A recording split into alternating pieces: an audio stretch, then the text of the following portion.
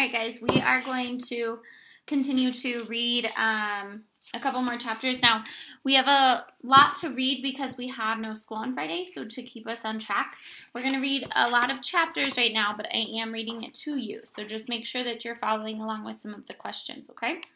All right, so we just left off in class. We talked about Mr. Brown's October precept, and so now we're going to pick up on the chapter titled Apples. So, it's titled Apples, okay? My birthday is October 10th. I like my birthday, 10/10. It wouldn't have been great if I'd been born at exactly 10:10 in the morning or at night, but I wasn't. I was born just after midnight, but I still think my birthday is cool. I usually have a little party at home, but this year I asked my mom if I could have a big bowling party. My mom was surprised but happy. She asked me who I wanted to ask for my class, and I said everyone in my homeroom plus Summer. That's a lot of kids, Augie, said Mom. I have to invite everyone because I don't want anyone to get their feelings hurt if they find out that other people are invited and they aren't, okay? Okay, Mom agreed. You even want to invite what's the deal, kid? Yeah, you can invite Julian, I answered. Geez, Mom. You should have forgot about that already. I know you're right. A couple of weeks later, I asked Mom who was coming to my party.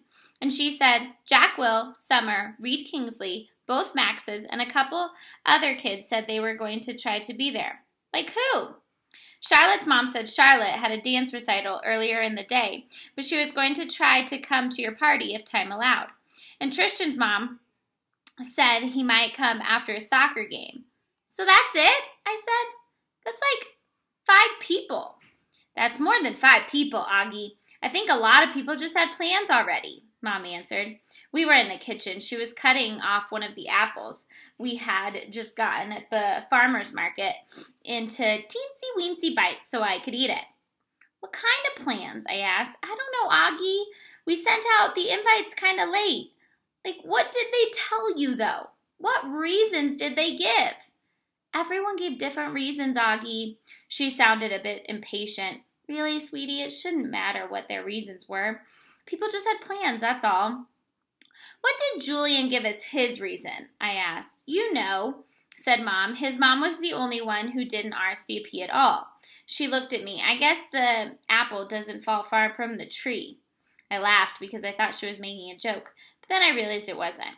What does that mean? I asked. Never mind. Now go wash your hands so you can eat. My birthday party turned out to be much smaller than I thought it would be, but it was still great. Jack, Summer, Reed, Tristan, both Maxes came from school, and Christopher came too, all the way from Bridgeport with his parents. And Uncle Ben came, and Aunt Kate and Uncle Poe drove in from Boston, though Tata and Papa were in Florida for the winter. It was fun because all the grown-ups ended up bowling in the lane next to ours, so it really felt like there were a lot of people there to celebrate my birthday. All right, pause and answer the question, and then we're going to start Halloween. Halloween. At lunch the next day, Summer asked me what I was going to be for Halloween. Of course, I had been thinking about it since last Halloween, so I knew right away. Boba Fett. You know, you can wear a costume to school on Halloween, right? No way, really? So long as it's politically correct. What, like no guns and stuff? Exactly. What about blazers? What about blasters? I think a blaster's like a gun, Augie. Oh, man, I said, shaking my head. Boba Fett has a blaster. At least we don't have to come like a character in a book anymore. In the lower school, that's what you had to do. Last year, I was the Wicked Witch of the West from The Wizard of Oz. But that's a movie, not a book. Hello, Summer answered. It was a book first. One of my favorite books in the world, actually. My dad used to read it to me every night in the 1st grade. When Summer talks, especially when she's excited about something, her eyes squint like she's looking right at the sun. I hardly ever see Summer during the day, since the only class we have together is English. But ever since the first lunch at school, we've sat at the summer table together every day, just the 2 of us. So what are you going to be? I asked her. I don't know yet. I don't want I know what I'd really want to go as, but I think it might be too dorky, you know. Savannah's group isn't even wearing costumes this year. They think we're too old for Halloween. What? That's dumb. I know, right? I thought you didn't care what the girls think. She shrugged and took a long drink of her milk. What dorky thing do you want to dress up as? I asked her, smiling. Promise not to laugh. She raised her eyebrows and her shoulders and embarrassed. A unicorn? I smiled and looked down at my sandwich. Hey, you promised not to laugh. She laughed. Okay, I said. But you're right. That is too dorky. I know, she said. But I have it all planned out. I'd make the head out of the paper mache and paint the horn gold and make the mane gold too. It would be so awesome. Okay, I shrugged. Then you should do it. Who cares what other people think, right? Maybe what I'll do is just wear it for the Halloween parade, she said, snapping her fingers. And I'll just be like, oh, goth girl for school. Yeah, that's it. That's what I'll do. Sounds like a plan, I nodded. Thanks, Augie, she giggled. You know, that's what I like best about you. I feel like I can tell you anything. Yeah? I answered, nodding. I gave her a thumbs-up sign. Cool beans. Okay, next chapter, school pictures. They're very short. School pictures. I don't think anyone will be shocked to learn I don't want to have my school picture taken on October 22nd. No way. No, thank you. I stopped letting anyone take my picture a while ago. I guess you could call it a phobia. No, actually, it's not a phobia. It's an aversion, which is a word I just learned in Mr. Brown's class.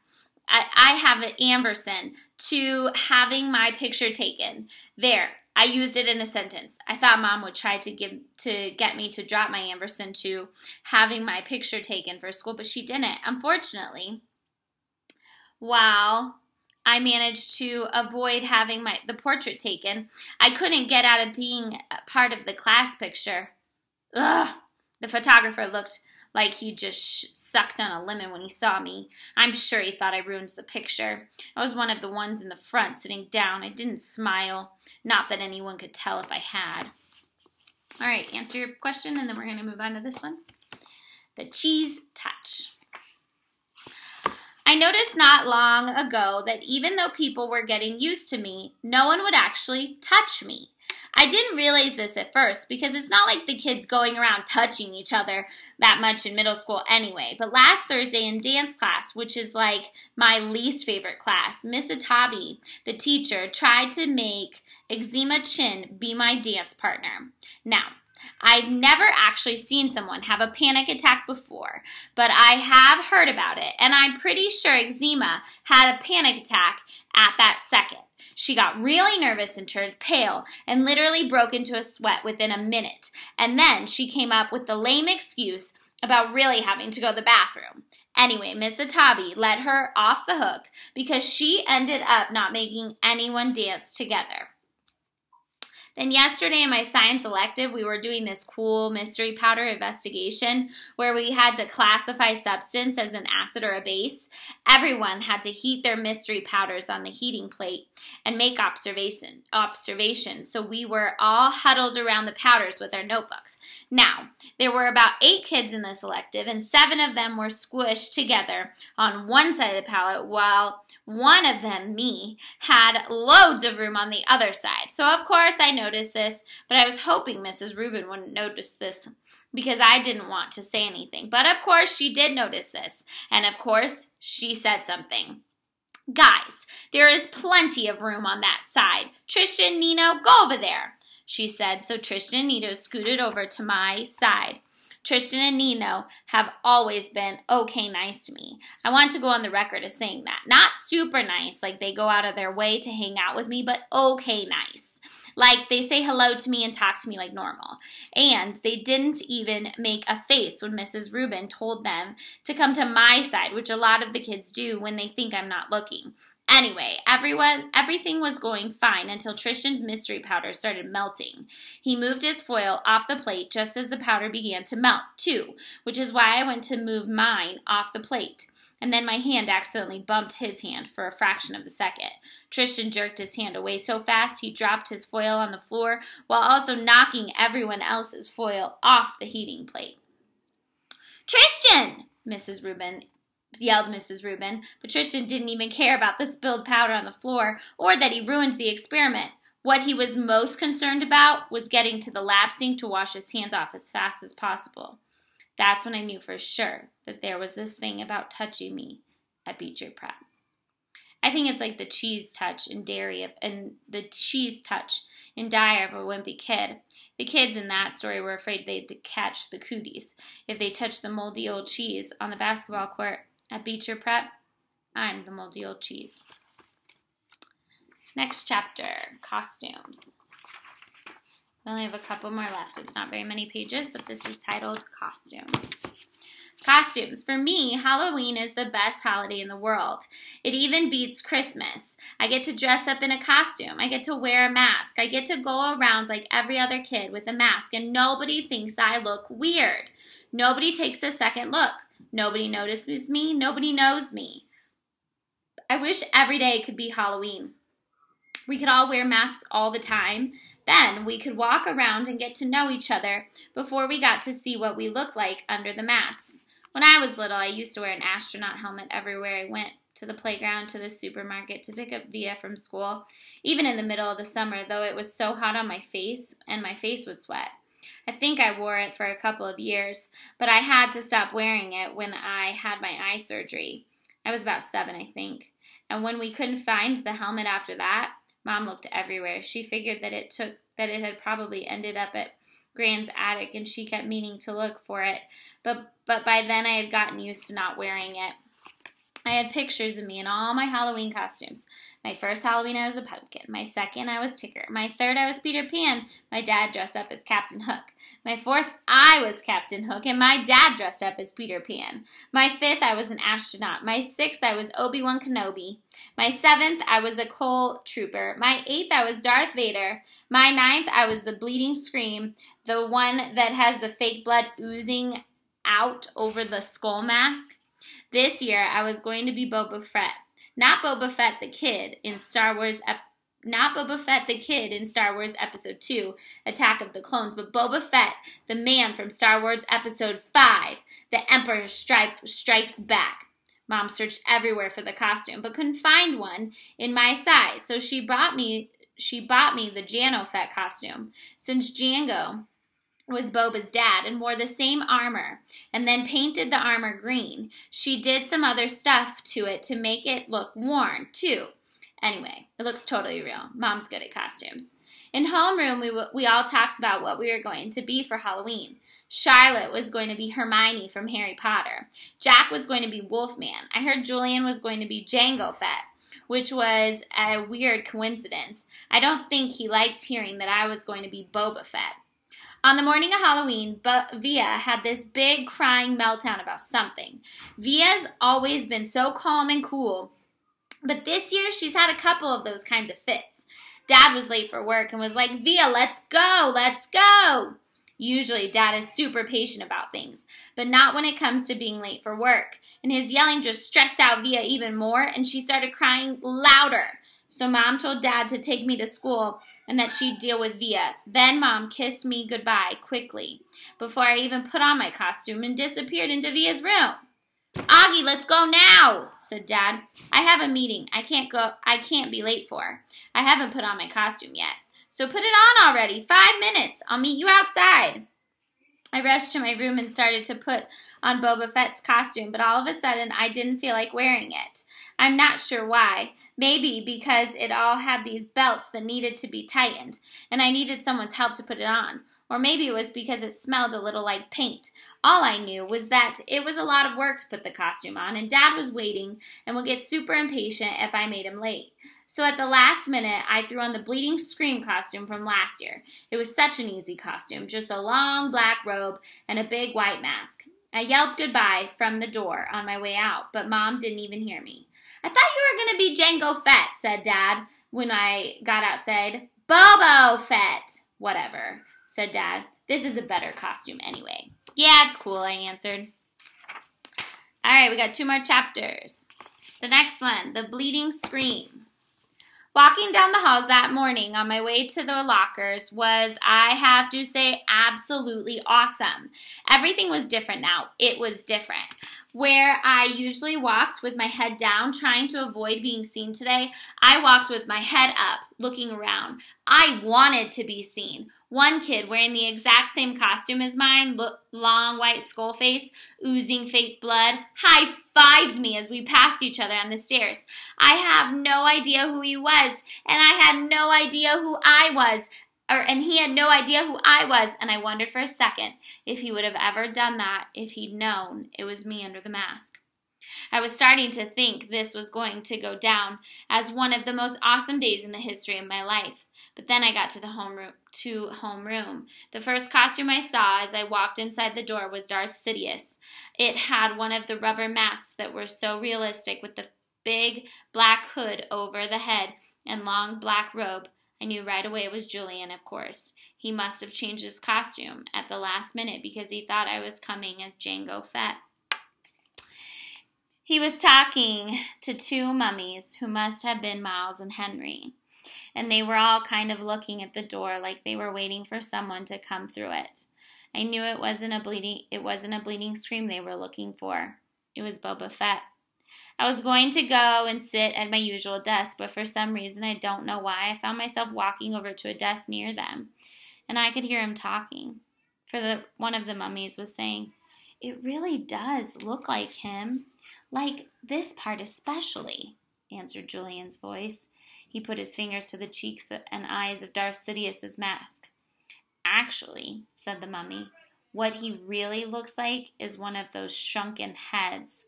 Have you ever seen those? He looks exactly like that.